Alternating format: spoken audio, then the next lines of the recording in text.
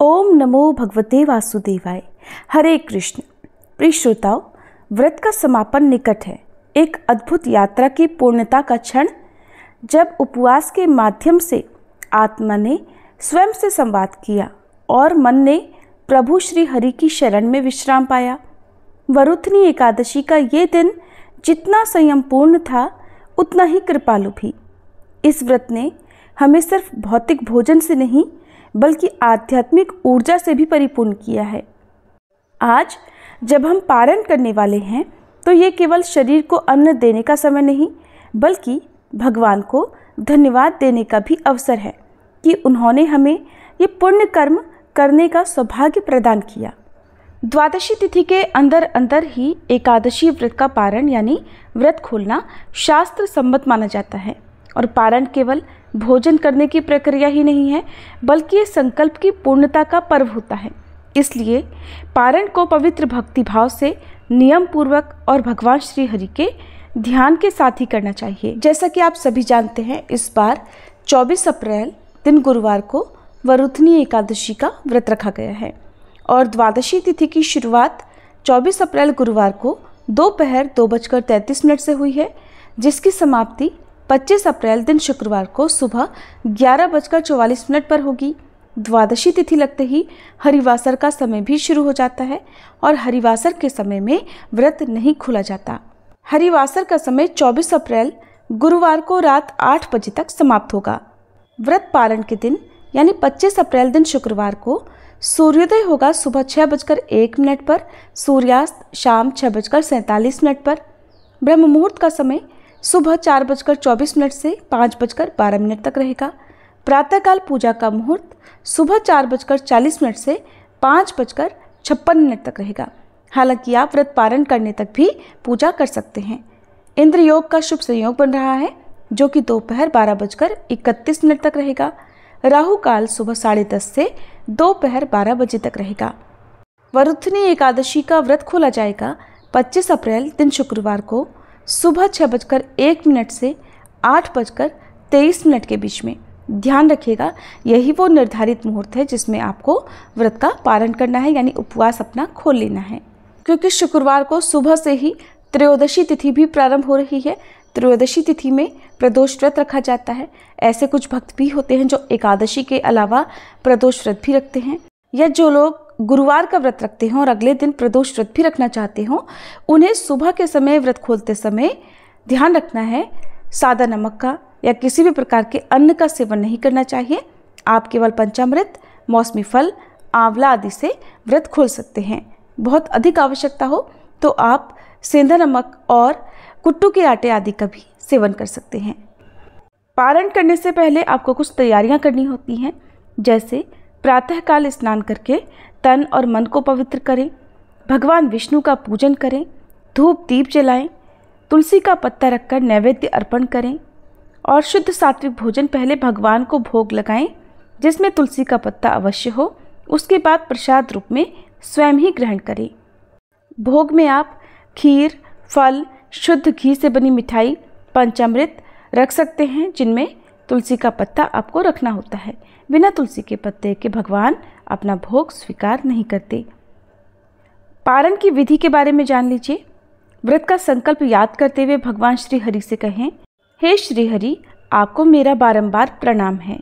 मैंने जो वरुथनी एकादशी का व्रत नियम पूर्वक धारण किया, कृपया उसे स्वीकार करें और मेरी त्रुटियों को क्षमा करें। फिर भगवान को भोग लगाएं। पूजा में प्रयोग की गई वस्तुओं को, जैसे दक्षिणा या फल या जो भी आपने दान में दी जाने वाली सामग्री है, उन्हें किसी जरूरतमंद को या किसी ब्राह्मण को दक्षिणा सहित दान देना चाहिए। अगर संभव हो तो द्वादशी तिथि को स्वयं भोजन करने से पहले किसी ब्राह्मण को, किसी साधु वैष्णव को या फिर किसी ज़रूरतमंद को घर पर बुलाकर भोजन कराएं। इसके अलावा गाय को हरा चारा और सात्विक भोजन भी आप दे सकते हैं। ऐसा करने से व्रत का फल कई गुना बढ़ जाता है। फिर स्वयं सबसे पहले तुलसी का पत्ता और जल ग्रहण करें, उसके बाद सात्विक भोजन ग्रहण करें। भोजन के समय मौन रहें या भगवान विष्णु के मंत्र का पहले स्मरण करें। द्वादशी तिथि को पारण करने में बहुत ज़्यादा देर नहीं करनी चाहिए, क्योंकि इससे भी व्रत का पुण्य नष्ट हो सकता है। और पारण करते समय कड़वा, तामसिक भोजन, प्याज लहसुन युक्त या मांसाहार का भोजन करने से बिल्कुल बचना चाहिए। इस दिन भी विवाद, क्रोध, कड़वे वचन, आलस्य, निंदा, इन सब कामों से दूर रहना चाहिए। मान्यता है कि एकादशी के दिन तुलसी माता भी निर्जला उपवास रखती हैं, इसलिए एकादशी के दिन तुलसी जी में जल अर्पण नहीं किया जाता, लेकिन द्वादशी तिथि को सुबह पूजा करने के बाद तुलसी जी के पौधे में जल अर्पण करें। कोई भी मीठा फल या शक्कर, बताशा अर्पित करें, तुलसी माता को पुष्प अर्पित करें, सिंदूर चढ़ाएं और इसके बाद आप तुलसी माता की परिक्रमा करें। ओम सुभद्राय नमः, ओम सुप्रभाय नमः या ओम हरिप्रियाय नमः मंत्र का जाप करें। श्री तुलसी चालीसा का पाठ करें।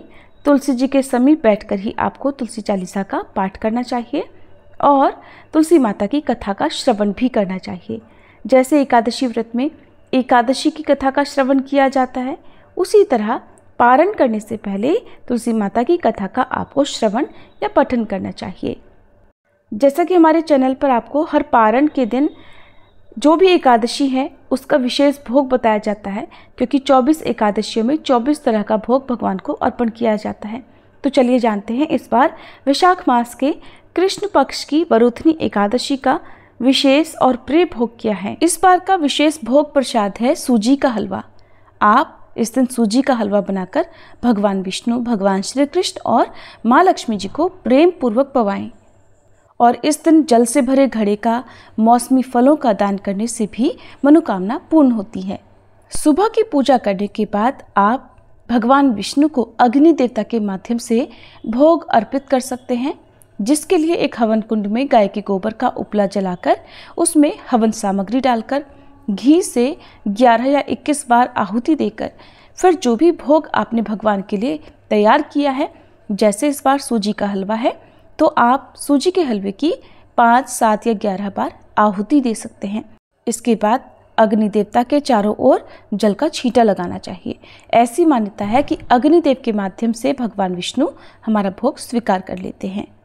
पूजा करने के बाद पूर्व, पश्चिम, उत्तर, दक्षिण चारों दिशाओं में आप भगवान विष्णु का ध्यान करें और भगवान से अपने द्वारा हुई गलतियों के या अपने द्वारा हुए किसी भी कमी या दोष के लिए क्षमा प्रार्थना सच्चे मन से करें। चलिए अब हम सब मिलकर भगवान से क्षमा प्रार्थना करते हैं।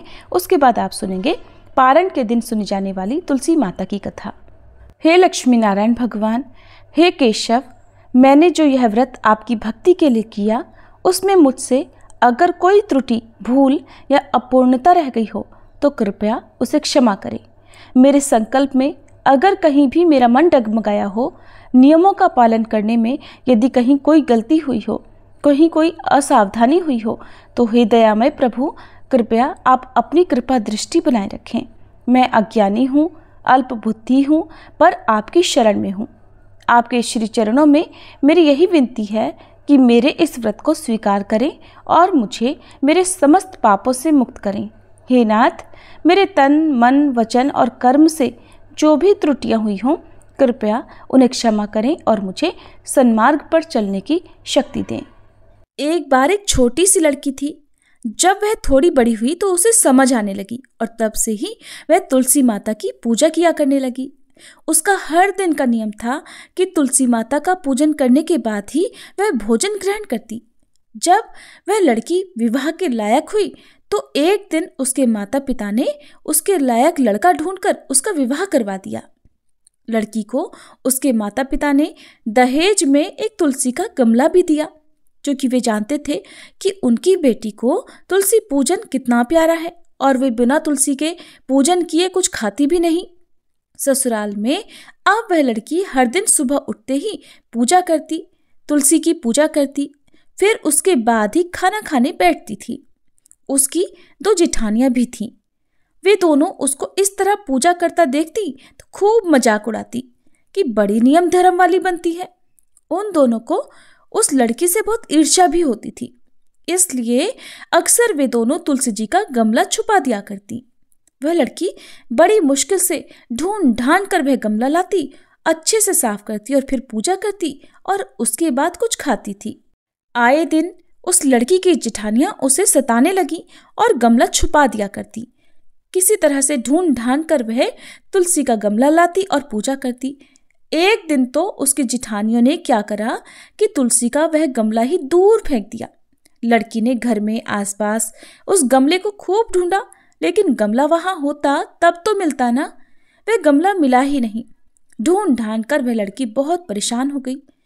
इतना दुखी हो गई कि जब उसने तुलसी जी की पूजा ही नहीं की तो उसने खाना भी नहीं खाया, क्योंकि उसका रोज का नियम जो था।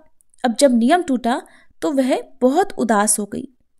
उस लड़की की सच्ची भक्ति देखकर इधर तुलसी माता उस पर बहुत प्रसन्न हो गई और उसके कमरे में अचानक तुलसी माता का गमला प्रकट हो गया। अगले दिन सुबह जब वह लड़की सोकर उठी तो उसने क्या देखा कि उसकी चारपाई के चारों कोनों पर तुलसी माता का गमला आ गया है। अब तो ये देखकर लड़की बहुत खुश हो गई और सोचने लगी कि अब तो मेरी तुलसी माता को कोई चुरा नहीं सकेगा, कोई तुलसी का गमला छुपा नहीं सकेगा। पूजा करने के लिए भी मुझे अब कहीं और नहीं जाना पड़ेगा। अब तो मेरी तुलसी माता को कोई फेंक भी नहीं सकेगा। ये सोचकर बहुत खुश हो गई और जल्दी से उठकर उसने स्नान किया और तुलसी माता की पूजा कर ली। पूजा करने के बाद जब वह खाना खाने बैठी तो उसकी जेठानियां उसका मजाक उड़ाने लगी। कहने लगी, लो देवरानी का नियम धर्म पूरा हो गया। दरअसल उन्होंने ऐसा इसलिए कहा क्योंकि उन्होंने तो जानबूझकर तुलसी का गमला बहुत दूर फेंक दिया था और उन्हें ये लग रहा था कि देवरानी ने आज तुलसी की पूजा नहीं की और बिना पूजा किए ही खाना खाने बैठ गई।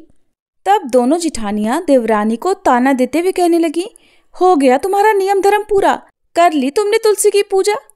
तो देवरानी धीरे से बोलने लगी, हाँ मैंने पूजा कर ली। जेठानियां कहने लगी, अरे कहाँ से कर ली पूजा, गमला तो हमने फेंक दिया था। ऐसा कहकर जेठानियां हंसने लगी। तो देवरानी कहने लगी, देख लो मेरे कमरे में खाट पर तुलसी जी लगी हुई है। अंदर जाकर जेठानियों ने देखा तो बहुत शर्मिंदा हुई और बोली, देवरानी तुम्हारी भक्ति में बहुत सच्चाई है, हमने तुम्हें बहुत परेशान किया, हमें क्षमा कर दो।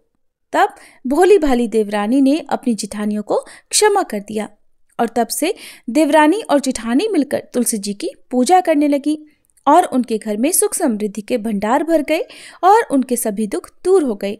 हे तुलसी माता, जैसी निर्मल बुद्धि आपने जेठानियों की और जैसे उन सब के घर में सुख समृद्धि के भंडार भरे, वैसे ही इस कथा को कहने और सुनने वाले सभी भक्तों के घर में भरना। प्रेम से बोलिए तुलसी माता की जय।